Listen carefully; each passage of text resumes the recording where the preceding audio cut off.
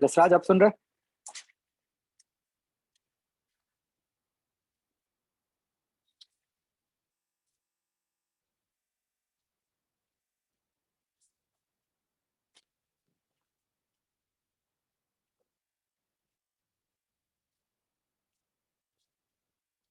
Online आप सुन रहे हैं बच्चों सबको?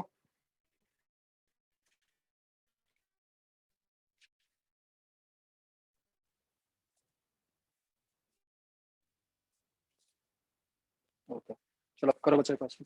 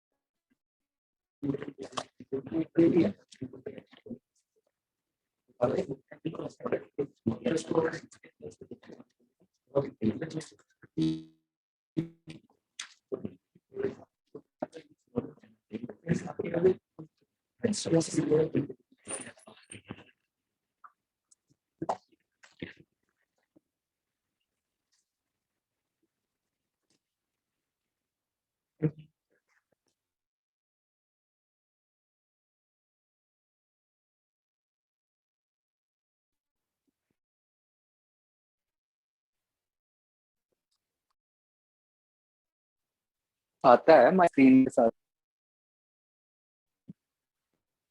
हाँ भाई हो गया।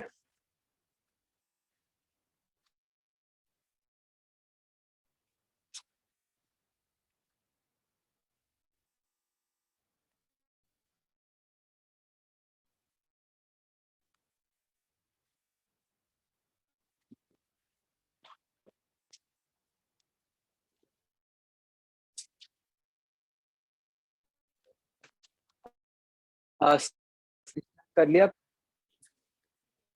मॉड्यूल भी रहता है कौन सा, मतलब 01 या 3?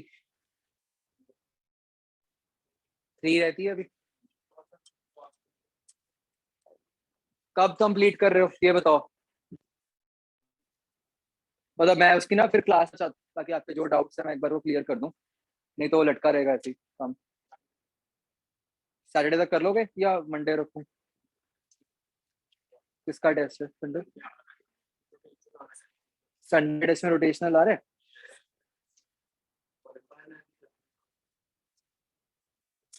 अच्छा, जो वो मेंस वाला टेस्ट। आप बताओ, मुझे कोई दिक्कत नहीं है सैटरडे में भी। आप देखो कि आप कब कर लोगे।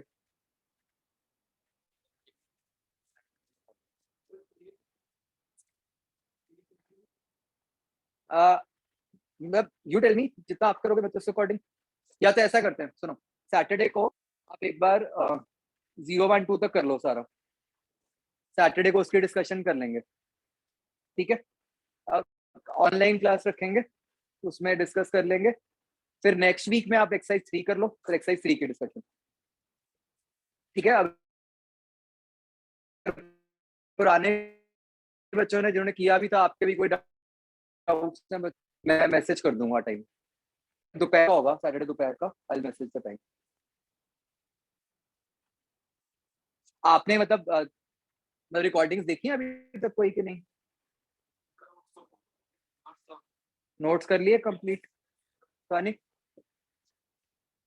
बाकी लोग कर लो भाई कंप्लीट।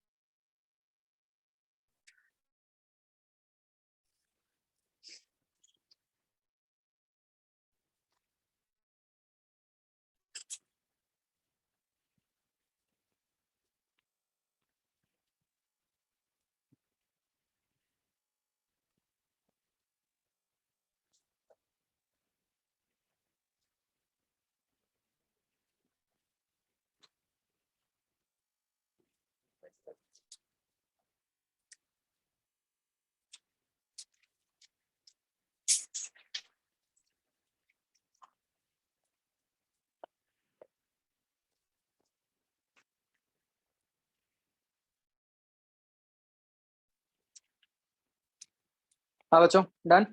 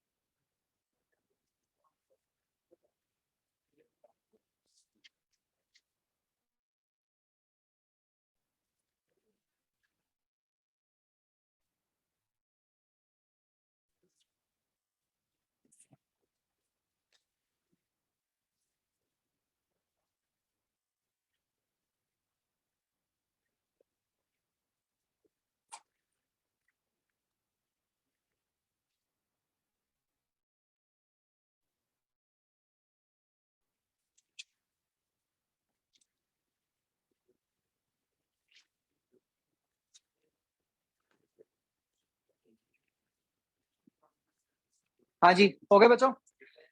कोई डाउट किसी में? ओके, ठीक है। नेक्स्ट बच्चों, हमने एक बात नोट करनी है। क्या होता है कि सॉलिड्स के अंदर डिपेंडिंग अपॉन कि आप कैसे फोर्स लगा रहे हो, तीनों टाइप के स्ट्रेस पॉसिबल होते हैं। मतलब ये वॉल्यूमेट्रिक, लॉन्गिट्यूडनल शियर, तीनों टाइप के स्ट्रेस आ सकते हैं। लिक्विड्स के केस में बच्चों क्या होता है,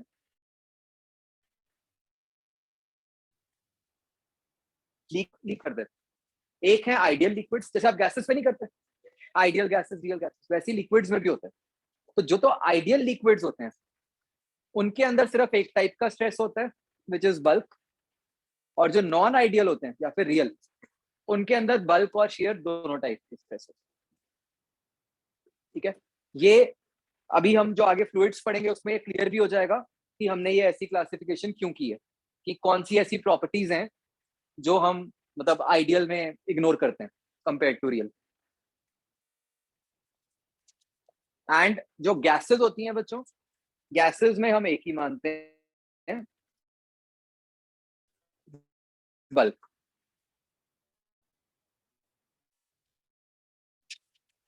स्ट्रिंग है जैसे, उसके अंदर सिर्फ लॉन्गिट्यूडनली आ सकता है, उसके अंदर और कुछ आने का स्कोप नहीं है।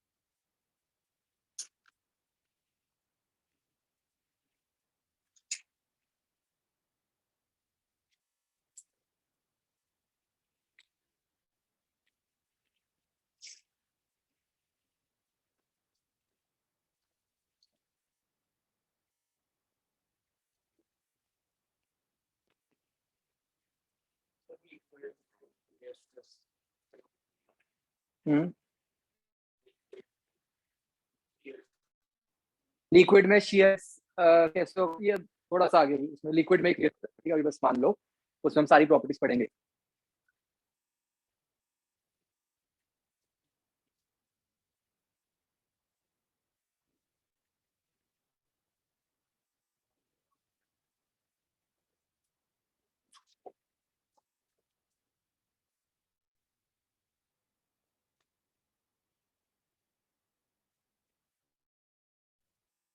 और फिफ्थ पॉइंट जो है बच्चों, ये क्या है, टी क्या है इसमें, टेम्परेचर। तो टेम्परेचर के साथ यंग्स मॉडुलस की वैल्यू कम हो,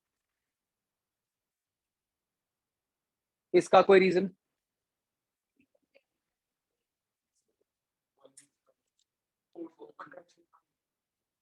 टेम्परेचर बढ़ेगा बच्चों तो बॉन्ड्स थोड़े से बड़े हो जाएंगे, मतलब उनके बीच में जो फोर्स है वो थोड़ी कम हो जाएगी, तो मतलब इंटरमोलिकुलर फोर्स जो है वो थोड़ी कम हो जाएगी, तो इसलिए ये मॉडुलस की वैल्यू कम।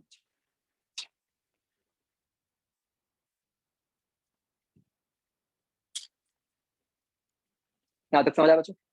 जो बच्चों मैं आपको कह रहा था ना कि जब हम इलास्टिसिटी की बात कर रहे थे, जैसे हम जब स्टील और रबर को कंपेयर कर रहे थे, मैंने आपको कहा था कि हमारे पास एक न्यूमेरिकल वैल्यू आ जाएगी जिससे पता चल जाएगा कि कौन सी बॉडी ज्यादा इलास्टिक होती है।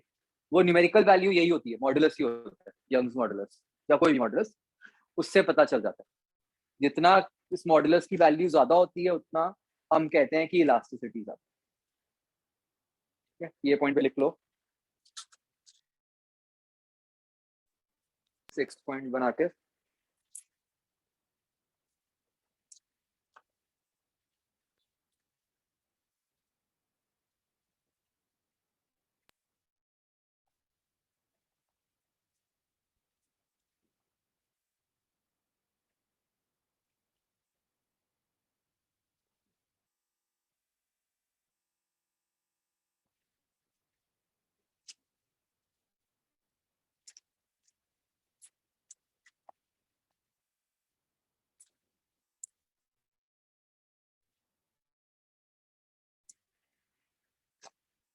राइट।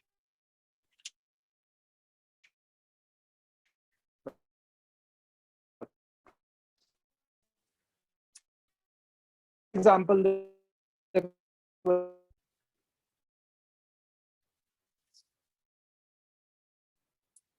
ऐसे जो हैंग पैरामीटर्स निकालने के कारण कॉर्ड में कितनी आएगी।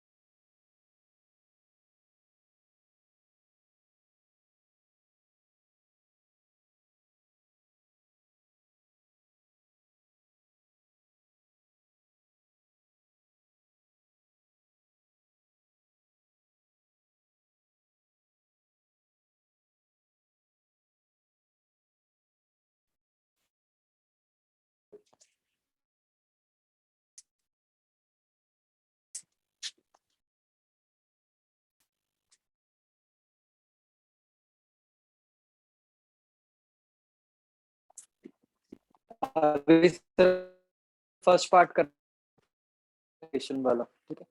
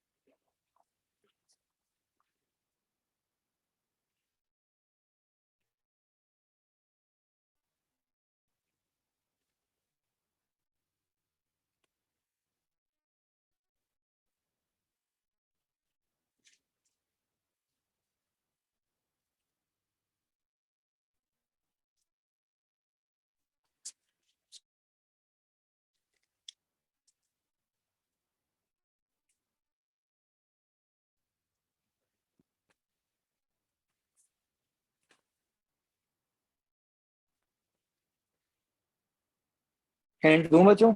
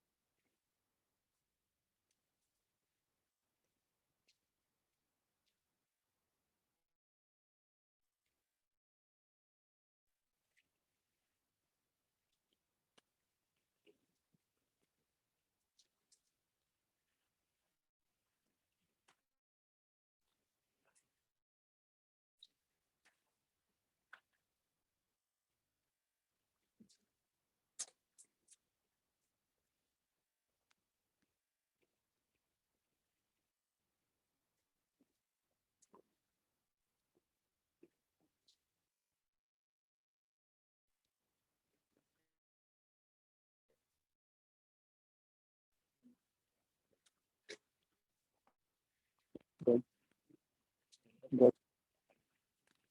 जिनका हो गया बच्चों, वो सेकंड पार्ट करो ट्राई।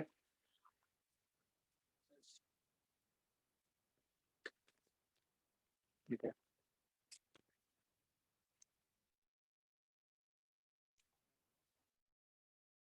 आपको तो टोटल लॉन्गेशन पूछी है।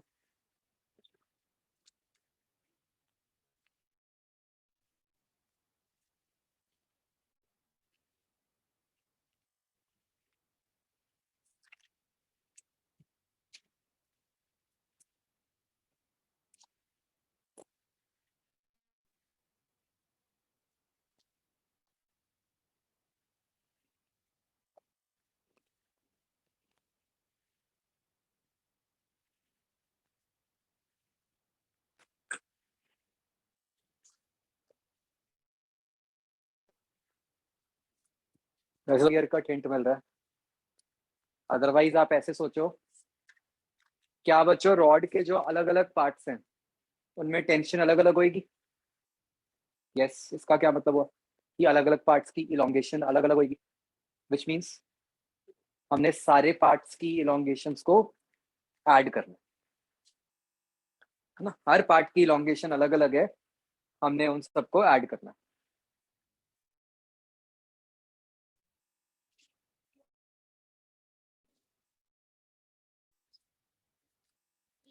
लास्ट।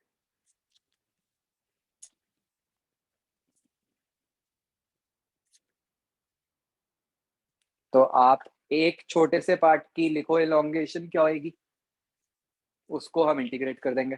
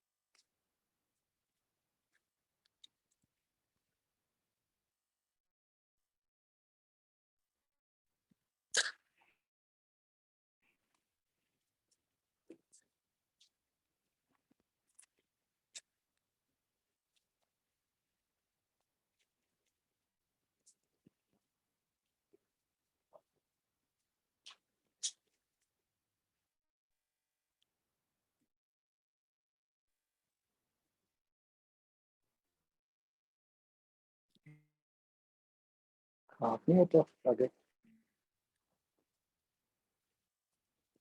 ना, ये ये गलत।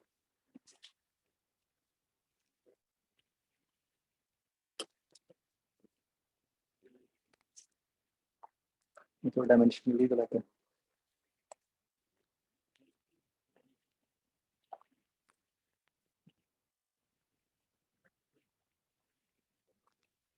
मतलब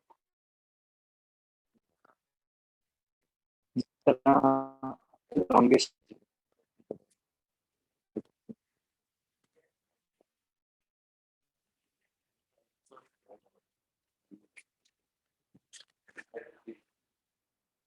नहीं बता सकते, एनर्जी का फॉर्मूला होता है उसमें आगे हाफ होता है ना, शायद वो नहीं लगाया हुआ है।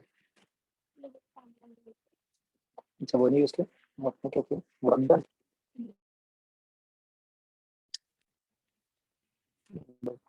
वर्क डन करके निकालोगे।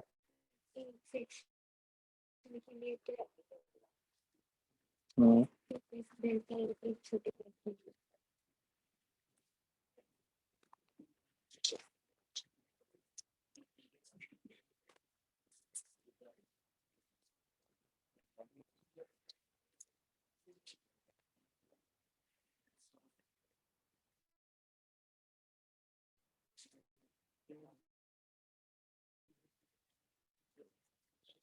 इस सेट से तो ये आएगा ना उस छोटे से पार्ट में स्ट्रेस कितना, उससे भी निकाल सकते हैं कि उस छोटे से पार्ट में एनर्जी कितनी। तो वो एनर्जी तो हाफ स्ट्रेस एफिशिएंसी आएगी, वो एक्सटर्नल फोर्स होता है।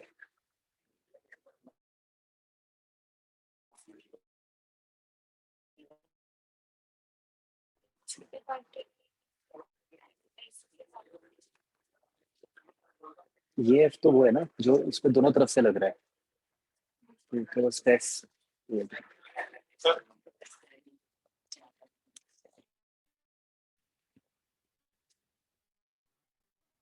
ठीक, तो नेक्स्ट पार्ट वाई पर टेंशन लिख सकते हैं कितनी होगी, किसी भी वाई पे कितनी होगी इस तरफ, ये लिख यहाँ से कर दो। तो उतने पोर्शन का मतलब हमें पता है कि अगर कट करेंगे तो जो उसके नीचे वाला पार्ट है उसको बैलेंस टेंशन ही करेगी। तो टी क्या हो गया, m by l g into l minus y. तो हमने ये छोटा सा पोर्शन लिया है डीवाई का, तो इस डीवाई पोर्शन की जो इलोंगेशन होएगी, मतलब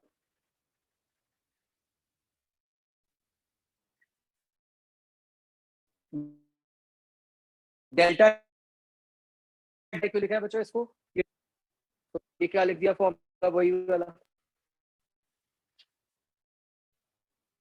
F F l by delta L वाला फॉर्म, तो एल की वैल्यू है।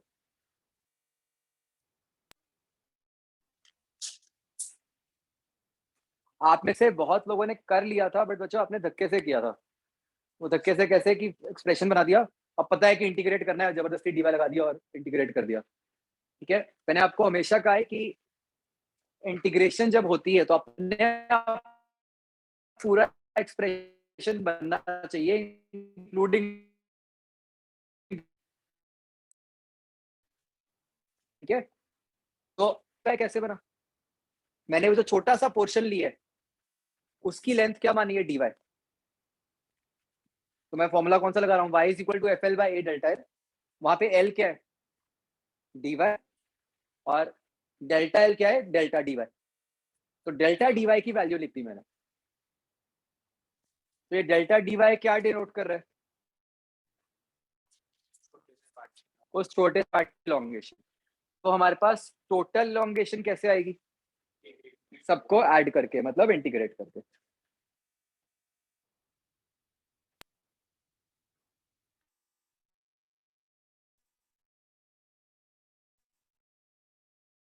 तो ये बन जाएगी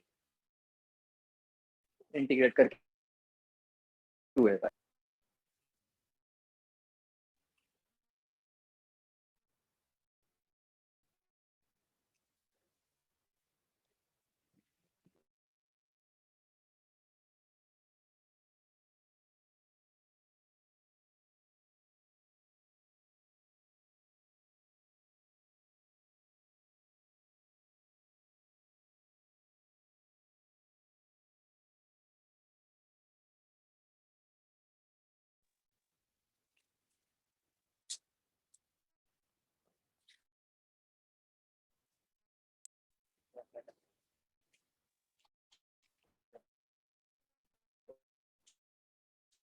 ये सारा बच्चों, ये बच्चों गलती ये हो जाती है कि हम कहते हैं कि ये टोटल इलोंगेशन निकाल के हम इसी को एनर्जी में सीधा यूज, को जी भी कैसे निकालनी पड़ेगी, हर छोटे से पार्ट की एनर्जी स्टोर्ड को ऐड करके, मतलब वहां पे फिर से इंटीग्रेशन होगी। आप ऐसा नहीं कर सकते कि हाफ स्ट्रेस किया।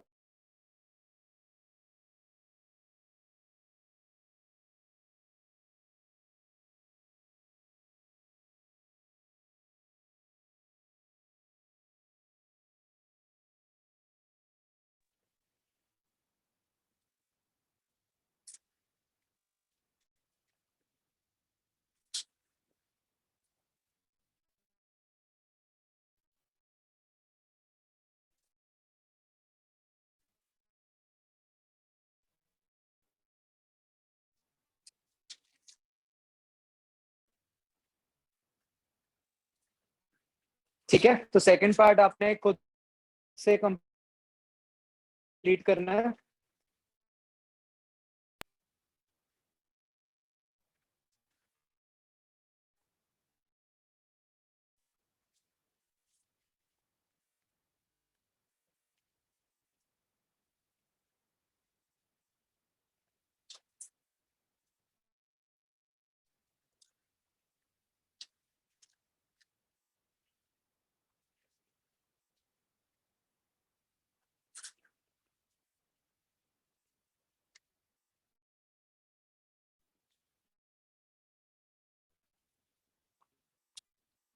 ना बहुत ही इंपॉर्टेंट है, वो इसलिए क्योंकि तब होता क्या है कि जब आप इलोंगेशन निकाल लेते हो तो ये लगा है ना, आप चेक भी कर सकते हो, उससे कर अलग आ रहे हैं, और ये आज तक कहीं नहीं आया। तो this makes it very important, ये एनर्जी वाला पार्ट, ये तो आया बहुत बार, इससे पहले वाला।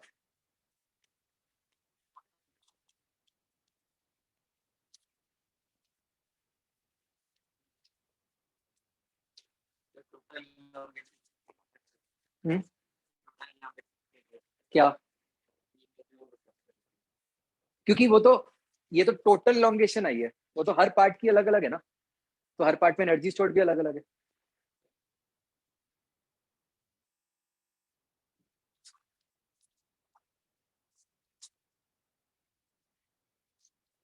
क्लियर बच्चों,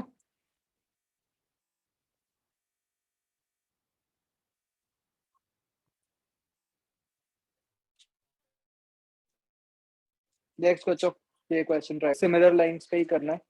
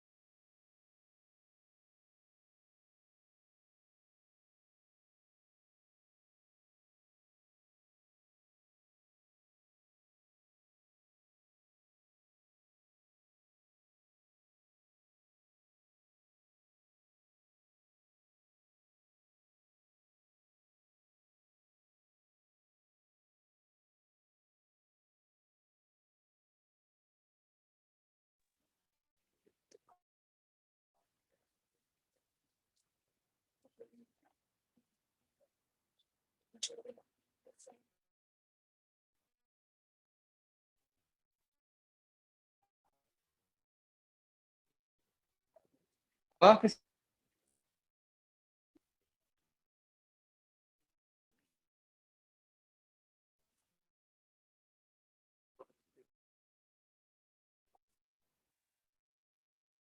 सिंपलीफाई करो।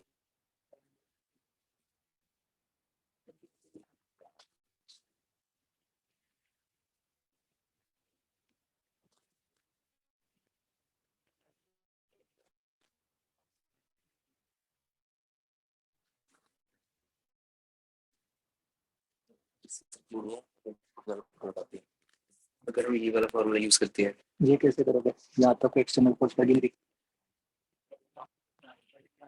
तो हमने जानबूझ के एक्सटर्नल फोर्स लगा के ये ड्राइव किया था।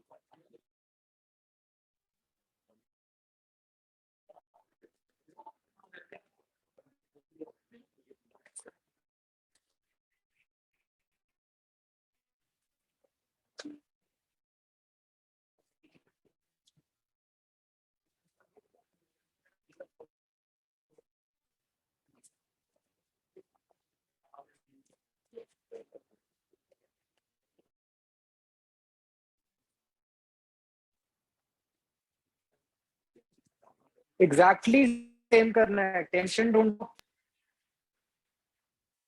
इलोंगेशन उसको इंटीग्रेट।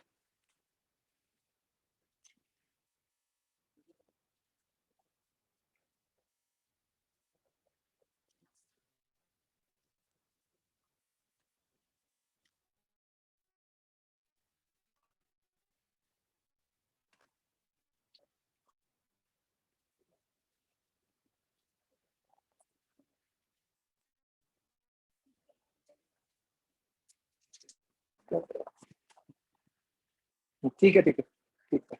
डायमेंशनली भी ठीक आ रहा है। ये डायमेंशनली तो ठीक था, जो साइन की कंफ्यूजन होगी बट यही बनेगा। ठीक है।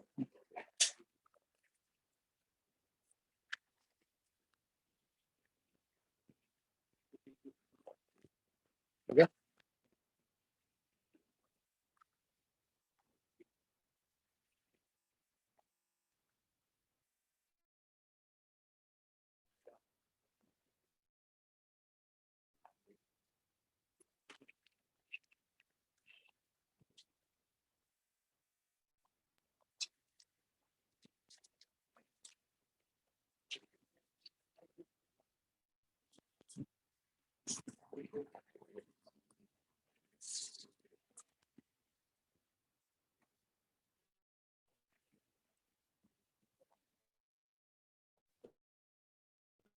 तो पहले एलएम के हिसाब से क्वेश्चन है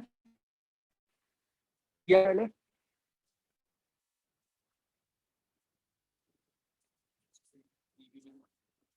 बी में था।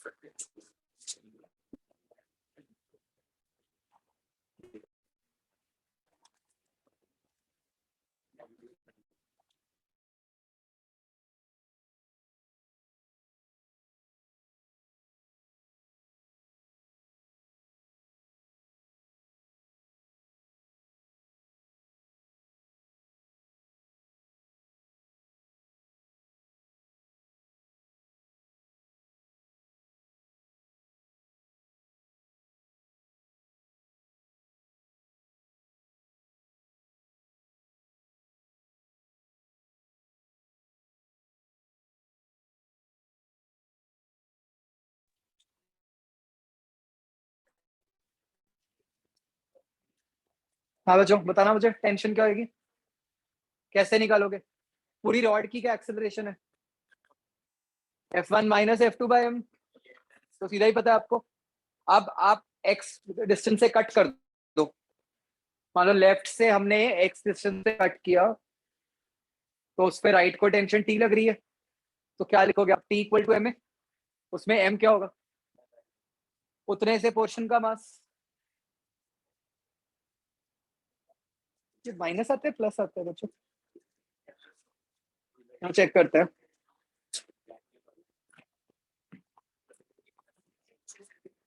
मेरे अकॉर्डिंग प्लस ही आएगा, माइनस में एक गड़बड़ हो रही है। Let's see.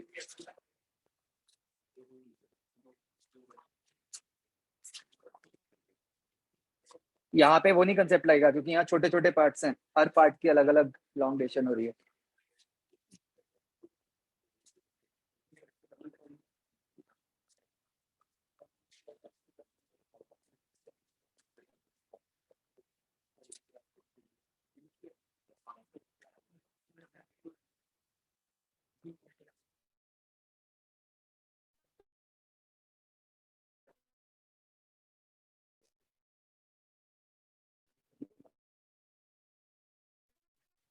सबसे पहले तो बच्चों x डिस्टेंस पे टेंशन क्या आएगी?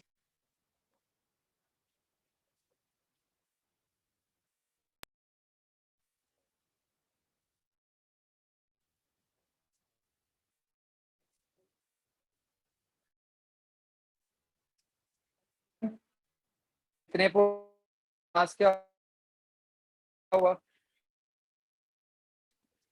l into acceleration F1 minus, correct?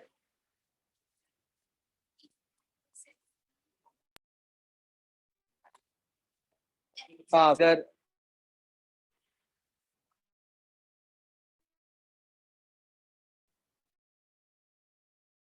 F B है और इधर तो लेफ्ट का वो माइनस F2।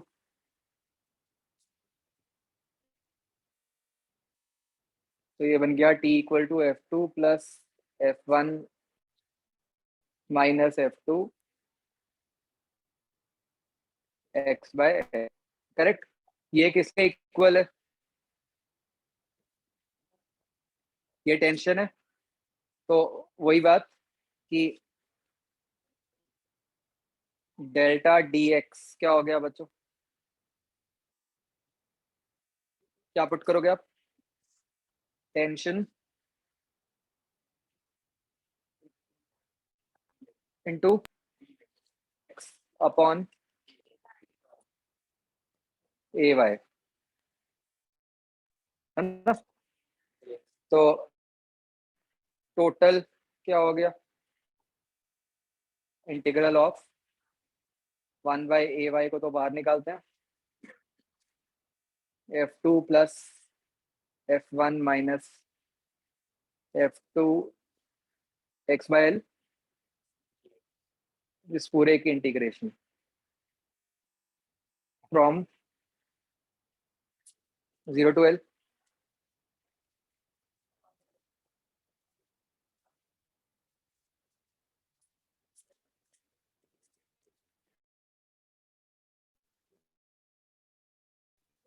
ये क्या बन जाएगी?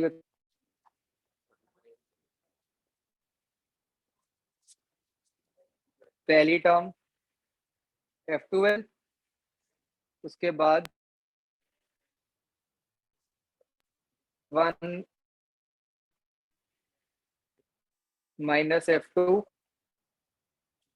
Into L/2।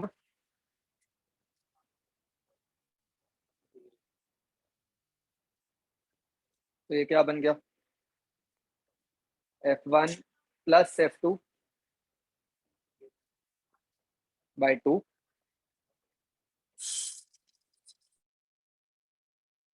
L/A। आगे समझ बच्चों।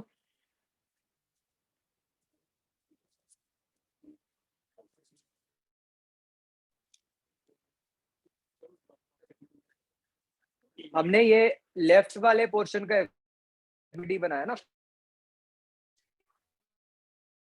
मुझे इस पॉइंट पे वाला को, जो ये वाला पार्ट है,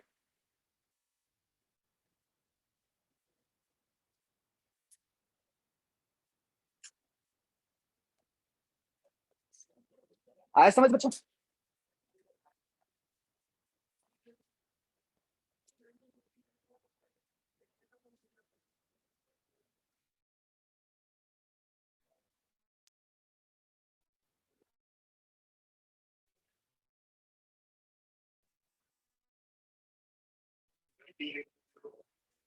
हाँ, होती दोनों के कारण है।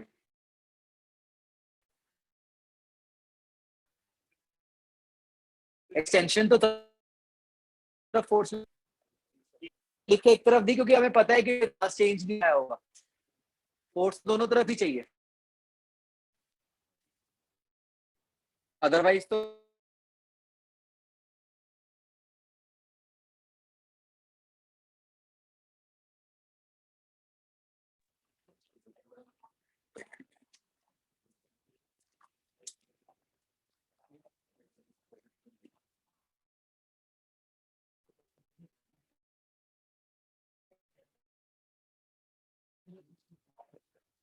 बोलो, मजा आया बच्चों।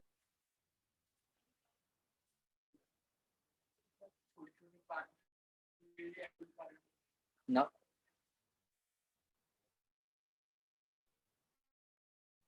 आज छोटे जो फोर्स कारण लगनी है ना, अब टेंशन तो F1 F2 दोनों पे डिपेंडेंट है।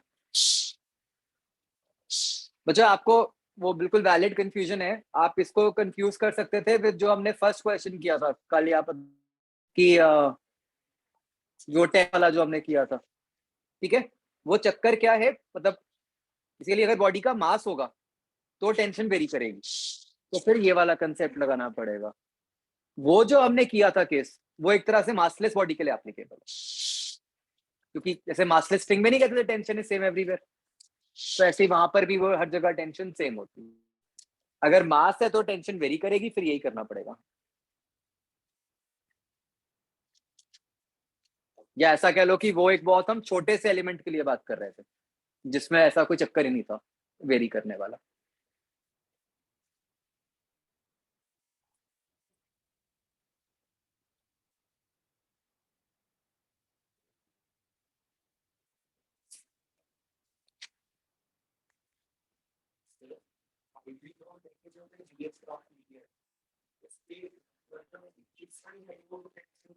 हाँ हाँ, इक्वल नहीं आएगी, थोड़ा सा फर्क होगा। हाँ, मतलब हम ये कह रहे हैं कि वो नेग्लिजिबल सा फर्क है, लेकिन हम उसको सेम मान के सॉल्व कर लेते हैं। अगर बिल्कुल फर्क नहीं आएगा फिर तो वो पार्ट एक्सेलरेट ही नहीं करेगा ना।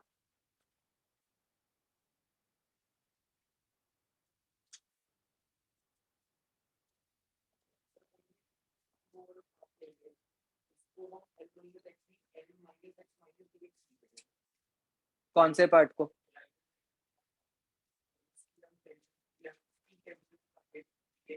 हाँ हाँ, तो वो जब एक्स हो जाता है ना, सिर्फ एक्स बचेगा। असली में अलग है टेंशन, हमने इस एक्सप्रेशन के लिए उसको सेम मान लिया, क्योंकि हम कह रहे हैं कि नेग्लिजिबल सा चेंज आएगा और हमें तो एनीवेज इक्वल एंड ऑपोजिट वाली से ही काम करना होता है। हाँ बच्चों, हो गया क्वेश्चन क्लियर? ठीक है, डन। तो चलो ये अपना सॉलिड्स वाला पार्ट हम ब्रेक फ्लूइड स्टार्ट करेंगे, राइट।